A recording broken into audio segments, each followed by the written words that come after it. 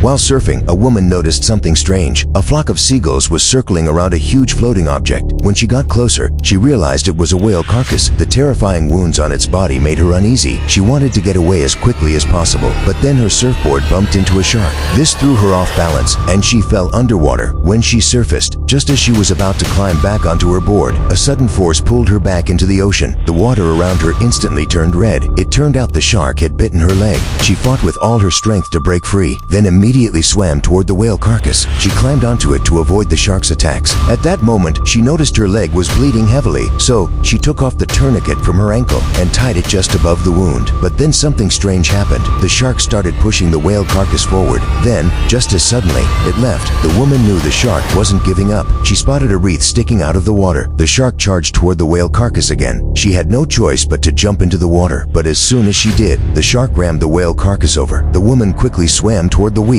Although she managed to climb up in time, the shark stayed nearby, waiting for an opportunity. She stood up and looked around, hoping to find someone to call for help, but the distant beach was completely empty. Desperately, she lay down on the reef, waiting all night for a miracle that never came. The night was freezing cold. She rubbed her hands over her body to warm up, but accidentally touched the wand, and it started bleeding again. Then she quickly thought of a solution. She took off her clothes, tore off a sleeve with force, and wrapped it tightly around the wound. Just then, she spotted someone on the beach, but the person seemed to be asleep. She shouted loudly, hoping to get his attention. The man woke up, but the woman didn't know he was a drunk. She waved frantically for help, but he thought she was just waving hello, and smiled while waving back at her. She then gestured for him to check her backpack, where there was a phone to call for help. The man seemed to understand and started heading toward the backpack, but unexpectedly, he just grabbed the